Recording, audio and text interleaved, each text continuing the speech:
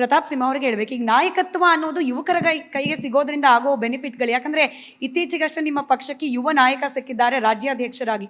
So Young generation ಕೈಲಿ ಆ ಅಧಿಕಾರ ಅನ್ನೋದು, ನಾಯಕತ್ವ ಅನ್ನೋದು ಸಿಕ್ಕಾಗ ಬದಲಾವಣೆ ಅಂತ ಹೇಳಿ ಏನು ನಿರೀಕ್ಷಿಸಬಹುದು? ನಾನು ಮೋರ್ ನಂಬರ್ ಆಫ್ ಯಂಗ್ಸ್ಟರ್ಸು ಪಾಲಿಟಿಕ್ಸಿಗೆ ಬರಬೇಕು ಅನ್ನೋ ಒಂದು ಚಿಂತನೆ ಇದೆಯಲ್ಲ, ಅದನ್ನೇ ಒಪ್ಪಲ್ಲ. ಅದೇ ಬೋಗಸ್ ಅನ್ಸುತ್ತೆ ನನಗೆ. ಯಾಕೆ ಹೇಳ್ತೀನಿ, ಈಗ ಗ್ರಾಮ ಪಂಚಾಯತಿ ಇರ್ಬೋದು, ತಾಲೂಕ್ ಪಂಚಾಯತಿ, ಜಿಲ್ಲಾ ಪಂಚಾಯತಿ ಅಥವಾ ವಿಧಾನಸೌಧಕ್ಕೆ ಹೋದರೆ, ಲೋಕಸಭೆಗೆ ಹೋದರೆ ಒಬ್ಬ ಯಂಗ್ಸ್ಟರ್ಸ್ ಹೋಗ್ಬಿಟ್ರೆ ಏನೋ ಮಾಡಿಬಿಡ್ತಾರೆ ಅನ್ನೋದು ಇದೆಯಲ್ಲ, ಇದು ಮಿಸ್ಕನ್ಸೆಪ್ಷನ್ ಅಂತ ಅನ್ಸುತ್ತೆ. ಅಥವಾ ನೀವು ಡೆವಲಪ್ಮೆಂಟ್ ಅನ್ನೋದು, ನಾವು ರೋಡ್, ರೈಲ್ ಇದನ್ನೆಲ್ಲ ಮಾಡುವಂಥದ್ದು ಇದೆಯಲ್ಲ, ಅದು ಮಾತ್ರ ಡೆವಲಪ್ಮೆಂಟ್ ಅದನ್ನು ಕೂಡ ನಾನು ಒಪ್ಪಲ್ಲ. ನಾನು ಪ್ರಾರಂಭದಲ್ಲಿ ಹೇಳಿದೆ, ನಾನು ವಿಜಿಲೆಂಟ್ ಆ್ಯಂಡ್ ಇನ್ಫಾರ್ಮ್ಡ್ ಯಂಗ್ಸ್ಟರ್ಸ್ ಇರಬೇಕು, ಸೊಸೈಟಿನೂ ಇರಬೇಕು ಅಂತೇಳಿ. ನಾನು ನಿಮ್ಗೆ ಕೇಳ್ತೀನಿ, ಅಮೇರಿಕನ ಬಹಳಷ್ಟು ವರ್ಷಗಳವರೆಗೂ ಏನಂತ ಹೇಳಿದ್ರು, ಕೌಬಾಯ್ ಕಂಟ್ರಿ ಅಂತ ಹೇಳೋರು. ಅದು ಆ ಒಂದು ಅವರಿಗೆ ಒಂದು ಹಣೆಪಟ್ಟಿ ಇತ್ತಲ್ಲ, ಅದು ಹೆಂಗೆ ಬದಲಾಯಿತು? ಇವಾಗ who built America? It is not the legendary presidents of America, it is the universities of America. ಇವತ್ತು ಮೋರ್ ನಂಬರ್ ಆಫ್ ನೊಬೆಲ್ ಪ್ರೈಸಸ್ಸನ್ನು ಯಾರು ಪಡ್ಕೊಂಡಿದ್ದಾರೆ ರಿಸರ್ಚ್ ಆ್ಯಂಡ್ ಡೆವಲಪ್ಮೆಂಟಿಗೆ? American universities. ಆ ಯೂನಿವರ್ಸಿಟೀಸು ಒಳ್ಳೆ ಸ್ಟೂಡೆಂಟ್ಸನ್ನ, ಒಳ್ಳೆ ರಿಸರ್ಚರ್ನ ಇದನ್ನು ಸೃಷ್ಟಿ ಮಾಡ್ತಾ ಇದೆ. ನಮ್ಮಲ್ಲಿ ನೀವು ಹಿಂದೆ ಹೋಗಿ ಸ್ಕಂದ ಪುರಾಣಕ್ಕೆ ಹೋಗಿ, ಜನ್ಮನಾ ಜಾಯತೆ ಶೂದ್ರ ಸಂಸ್ಕಾರ ದ್ವಿಜ ಉಚಿತೆ ಅಂತ ಹೇಳಿದರು. ಹುಟ್ಟಿನಿಂದ ಎಲ್ಲರ ಶೂದ್ರರೇ, ಎಲ್ಲ ನೀಚರೇ ಅನ್ನೋ ರೀತಿಯಲ್ಲಿ. ಆದರೆ ಸಂಸ್ಕಾರದಿಂದ ದ್ವಿಜ ಅಂದರೆ ಬ್ರಾಹ್ಮಣ ಅಲ್ಲ, ಉಚ್ಚರಾಗ್ತಾರೆ, ಶ್ರೇಷ್ಠರಾಗ್ತಾರೆ ಅಂತ. ಅಂದರೆ ಶ್ರೇಷ್ಠ ಹೇಗಾಗೋದು? ಆಚಾರ, ವಿಚಾರ, ವಿದ್ಯೆಯಿಂದ ಆಗ್ತೀವಿ ನಾವು. ಆ ವಿದ್ಯೆನ ಕೊಡೋದು ಯಾರು? ನಮ್ಮ ಕಾಲೇಜಸ್ ಆ್ಯಂಡ್ ಯೂನಿವರ್ಸಿಟೀಸು. ಇಲ್ಲಿ ಕೊಡ್ತಾ ಇರೋಂಥ ವಿದ್ಯೆ ಏನಿದೆ, ನಮ್ಮ ಹೇಳ್ತೀನಿ ನಿಮಗೆ. ನಮ್ಮ ದೇಶದಲ್ಲಿ 23 IITs ಇದೆ, 21 IIMs ಇದೆ, 20 ಏಮ್ಸ್ ಇದೆ. ಅದು ಇಂಜಿನಿಯರಿಂಗ್ ಇರ್ಬೋದು, ಮೆಡಿಸಿನ್ ಇರ್ಬೋದು, ಅಥವಾ ಮಾರ್ಕೆಟಿಂಗ್ ಇರ್ಬೋದು. ಏನು ಪೇಟೆಂಟ್ ಆ್ಯಂಡ್ ಟೆಕ್ನಾಲಜಿ ಬಂದಿದೆ, ಇನೋವೇಷನ್ ಅನ್ನೋದು ಏನಾಗಿದೆ ಹೇಳಿ? ನಮ್ದೆಲ್ಲ ಯಂಗ್ಸ್ಟರ್ಸ್ ಬಂದರೆ ಏನೋ ಬದಲಾವಣೆ. ಯಂಗ್ಸ್ಟರ್ಸ್ ಎಲ್ಲರೂ ಪೊಲಿಟಿಷಿಯನ್ಸ್ ಆಗೋಕ್ಕಾಗಲ್ಲ, ಎಲ್ಲರೂ ಸಿಸ್ಟಮ್ ಒಳಗಡೆ ಕೂತ್ಕೊಂಡು ದೇಶನ ಬದಲಾವಣೆ ಮಾಡೋಕ್ಕಲ್ಲ. ದೇಶದಲ್ಲಿ ಎಲ್ಲ ಜನರು ಕೂಡ ಅವ್ರಿಗೆ ವಿದ್ಯೆ ಕಲಿಬೇಕು, ಅವರ ಫೋಕಸ್ ಚೇಂಜ್ ಆಗಬೇಕು, ಅವರ ಇಂಟೆನ್ಷನ್ಸ್ ಚೇಂಜ್ ಆಗಬೇಕು. The entire orientation of our education is to get a job. ನಮ್ಮ ಎಜುಕೇಷನ್ದು ಓರಿಯೆಂಟೇಷನ್ ಏನಿದೆ, ಜಾಬ್ ತೊಗೊಳ್ಳೋದು ಅಂತಾಗಿದೆ. ಜಾಬ್ ಇಲ್ಲ, where are those jobs? The jobs are in the offices. ಆ ಕಚೇರಿಯಲ್ಲಿ ಕೂತ್ಕೊಳ್ಳುವಂಥ ಜಾಬ್ ಬಗ್ಗೆ ನಮ್ಮ ಎಜುಕೇಷನ್ ಸಿಸ್ಟಮ್ ಅನ್ನೋದು ಫೋಕಸ್ ಆಗಿದೆ. ನೀವು ಯಾವಾಗ ಸೊಸೈಟಿ ಕಟ್ ಮಾಡಿ, ಯಾರೋ ಪ್ರತಾಪ್ ಸಿಂಹನ ಅಥವಾ ಬೇಡ, ಯಾರೋ ಪ್ರದೀಪ್ ಈಶ್ವರ್ ಅವರು, ತೇಜಸ್ವಿಯವರು ಅಥವಾ ರಕ್ಷಾರಾಮಯ್ಯನವರೇ ಯಾರೋ ಬಂದ್ಬಿಟ್ಟು, ಯಾರೋ ಒಬ್ಬ ಪಾಲಿಟಿಷಿಯನ್ ಬಂದ್ಬಿಡ್ತಾನೆ, ಯಂಗ್ಸ್ಟರ್ಸ್ ಬಂದ್ಬಿಡ್ತಾನೆ, ಏನೋ ಬದಲಾಯಿಸ್ತಾನೆ ಅಂದ್ರೆ ಸೊಸೈಟಿನೇ ಸರಿ ಇಲ್ಲ ಅಂದರೆ ಏನು ಮಾಡ್ತೀರಿ ನೀವು ಯಥಾ ರಾಜ ತಥಾ ಪ್ರಜಾ ಅಂತ ಹೇಳೋರು. ರಾಜ ಹೆಂಗಿರ್ತಾನೆ, ಜನ ಹಂಗಿರ್ತಾಯಿದ್ರು ಅಂತ ಹೇಳಿದ್ರು. ಯಾಕಂದ್ರೆ ರಾಜ ಬೈ ಬರ್ತವನು ರಾಜ ಆಗಿಬಿಟ್ಟಿರ್ತಿದ್ದ. ಆ ರಾಜ ಹೇಗಿರ್ತಾರೆ, ಜನ ಆಗಿರೋ. ಈಗ ಹಾಗಲ್ಲ. ರಾಜನ್ನ ಆ ಸ್ಥಾನಕ್ಕೆ ಒಬ್ಬನ ರಾಜನ್ ಮಾಡೋರು ಯಾರು? ಜನ ಸರಿ ಇದ್ದರೆ ರಾಜನೂ ಸರಿ ಇರ್ತಾನೆ. ಹಾಗೆ ಈ ಇನ್ಫಾರ್ಮ್ಡ್ ಎಲೆಕ್ಟ್ರೇಟು, ಇನ್ಫಾರ್ಮ್ಡ್ ಸೊಸೈಟಿ ಅನ್ನೋದು ಇಂಪಾರ್ಟೆಂಟು. ನಮ್ಮ ಫೋಕಸ್ ಚೇಂಜ್ ಆಗಬೇಕು. ನಮ್ಮಲ್ಲಿ ರಿಸರ್ಚ್ ಆ್ಯಂಡ್ ಡೆವಲಪ್ಮೆಂಟಿಗೆ ಎಷ್ಟು ಜನ ಕಳಿಸ್ತಾರೆ ನೀವು ಹೇಳಿ?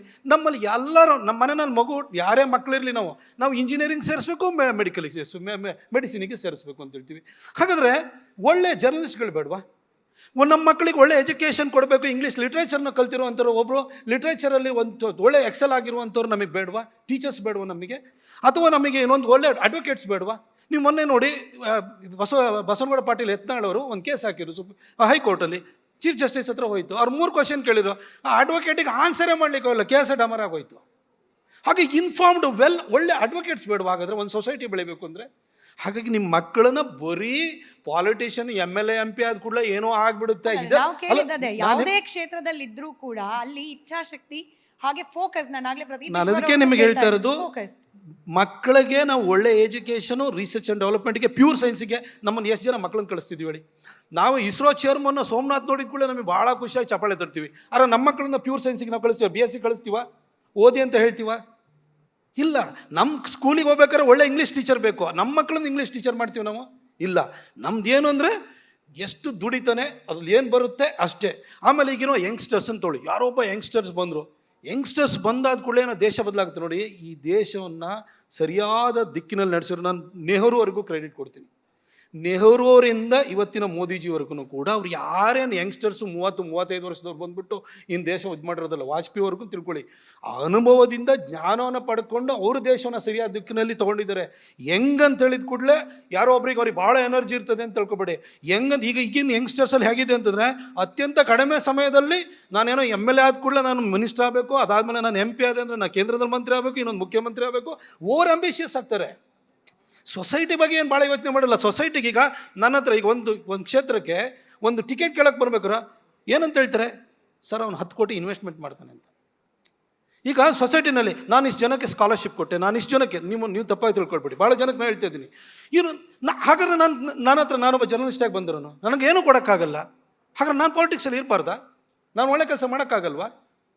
ಆಮೇಲೆ ಜನಕ್ಕೆ ಒಂದು ತಿಳ್ಕೊಳ್ಳಿ, MLA ಇಂದ MP ಇಂದ ಏನು ನಿರೀಕ್ಷೆ ಮಾಡಬೇಕು ಅನ್ನೋದಾದ್ರು ಗೊತ್ತಿರಬೇಕಲ್ವಾ?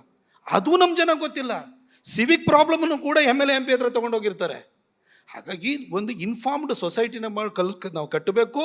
ಹಾಗೆ ನಮ್ಮ ಯಂಗ್ಸ್ಟರ್ಸ್ದು ಫೋಕಸ್ ಚೇಂಜ್ ಮಾಡಬೇಕು. ಜಾಬ್ ಪಡ್ಕೊಳ್ಳೋವಂಥದ್ದು ಅಷ್ಟು ಮಾತ್ರ ಅಲ್ಲ ಅನ್ನೋದನ್ನ ನಮ್ಮ ಎಲ್ಲ ಕ್ಷೇತ್ರದ ಬಗ್ಗೆ ಫೋಕಸ್ ಮಾಡಬೇಕು. ಎಲ್ಲಿಂದ ಪ್ರಾರಂಭ, ಹೆಂಗ್ ಪ್ರಾರಂಭ ಮಾಡಬೇಕು ಈ ಬದಲಾವಣೆ ತರಲಿಕ್ಕೆ?